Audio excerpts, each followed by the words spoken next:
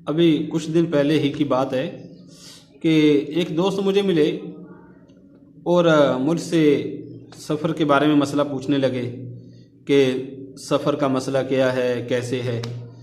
और साथ ही मुझसे ये भी पूछने लगे कि जी सफ़र के अंदर मैं तो पूरी नमाज ही पढ़ लेता हूँ, तो ये कैसा है सफ़र में अगर पूरी नमाज ही मैं पढ़ लूँ। तो और उसने मुझे अपना भी बताया कि मैं तो पूरी नमाज ही पढ़ता हूँ।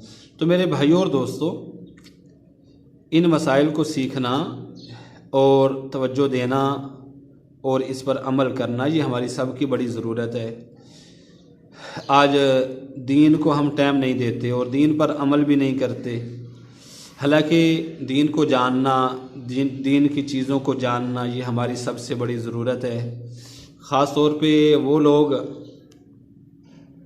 जो सफ़र वगैरह में रहते हैं तो उनको सफ़र के मसलों का भी पता होना चाहिए कि सफ़र के मसाइल क्या हैं। और सर्दी में, गर्मी में ऐसे ही मोज़े जो लोग पहनते हैं सर्दी में आम तौर पे, तो उनको मोज़ों के बारे में मसले का इल्म होना चाहिए। ठीक है। तो सहाबा रज़ी अल्लाह अन्हुम अजमाइन के बारे में आता है कि उनकी एक जमात गई सहाबा किराम की, और वहाँ पे जमात में एक जो आदमी थे उनको गुस्ल की ज़रूरत पेश आ गई, गुस्ल की हाजत पेश आई। तो उसने सब साथियों से पूछा कि देखो मैं बहुत कमज़ोर हूँ और मुझे बहुत सर्दी लग रही है, तो और मैं बीमार भी हूँ, तो तुम्हारी क्या राय है, अगर पानी बहुत ज़्यादा ठंडा है तो मैं क्या करूँ, क्या मेरे लिए है कि मैं तयम्मुम कर लूँ। तो सहाबा किराम ने, साथियों ने कहा नहीं नहीं तेरे लिए कैसे है, तू नहीं कर सकता, तुझे गुस्ल करना ज़रूरी है, गुस्ल कर। तो उसने गुस्ल किया तो वो बेचारा मर गए, वो सहाबी रज़ी अल्लाह अन्हु फोत हो गए। तो जब वापस आते थे तो नबी अकरम सल्लल्लाहु अलैहि वसल्लम को फिर बताते तो थे, सारी कारगुजारी होती थी सारे सफ़र की। ठीक है। जैसे आज भी तबलीगी जमातें कहीं पर जाती हैं तो फिर वो वापसी पे जब रायगढ़ में आते हैं तो आके कारगुजारी सुनाते हैं। हाँ जी, बुज़ुर्ग हजरात सुनते हैं। और जहाँ पे कोई कमी बेशी हो, कोई ज़रूरत हो तो वो बता भी देते हैं कि ये इस तरह नहीं है, इस तरह है, तो सारी बात ही बता देते हैं। तो कारगुजारी ज़रूर सुनाते हैं। तो ऐसे ही वो लोग भी फिर आके जो है ना कारगुजारी सुनाते थे। तो जब उन्होंने कारगुजारी सुनाई और नबी अकरम सल्लल्लाहु अलैहि वसल्लम को ये भी बताया, ये साथी के बारे में भी बताया, तो नबी अकरम सल्लल्लाहु अलैहि वसल्लम ने उनकी बात सुनकर आप बहुत ज़्यादा गुस्से हुए, बहुत ज़्यादा नाराज़ हुए, गुस्से हुए।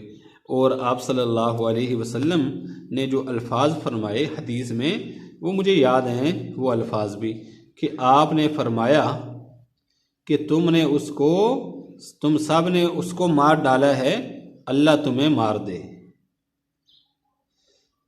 फरमाया कि अगर तुम्हें मसले का इल्म नहीं था, मसले का पता नहीं था, तो कम से कम पूछ लेना चाहिए। जिस आदमी को मसले का नहीं पता वो दूसरे से पूछ ले। तो यानी मतलब यह कि नबी अकरम सल्लल्लाहु अलैहि वसल्लम ने उनके अमल पर क्या फरमाया कि ये तुमने अच्छा नहीं किया उसके साथ, कि दीन के अंदर तो आसानी है, तुमने उससे कहना था कि वो तयम्मुम कर ले और वो पाक हो जाएगा। तो ऐसे ही अब जो मसला है ना, मसला जो हमने बयान करना है असल, कि सफ़र के अंदर, सफ़र में याद रखना कि आपने सफ़र में सफ़र वाली नमाज़ पढ़नी है। सफ़र के अंदर आप 4 रकत ज़ोहर के या असर के फ़र्ज़ 4 नहीं पढ़ सकते। ठीक है ना जी। ऐसे ही ईशा के आपकी नमाज, सफ़री नमाज, वो 2 रकत ही है, 4 रकत आपकी नमाज नहीं है। अगर आप 4 रकत पढ़ेंगे तो आपकी नमाज नहीं होगी, याद रखना, आपकी नमाज ही नहीं होगी। बाद लोग ये नहीं देखते, वो देखते हैं कि जी हमने ज़्यादा ही पढ़ी है। भाई ज़्यादा नहीं पढ़ी, आप फिर ऐसे करो ना कि ज़ोहर की 4 रकतें होती हैं, हम घर में पढ़ते हैं, तो आप 4 की बजाय 8 रकत पढ़ा करो ना कि सवाब ज़्यादा मिले। तो ये सारी जहालत वाली बात है। इसलिए सफ़र की नमाज 2 रकत ही है, 2 रकत ही पढ़नी चाहिए, 4 रकत पढ़ना जायज़ नहीं है। हाँ, अगर आपके पास वक़्त है तो आप सुन्नतें पढ़ें, अगर आपके पास वक़्त नहीं है तो आप सुन्नतें छोड़ सकते हैं।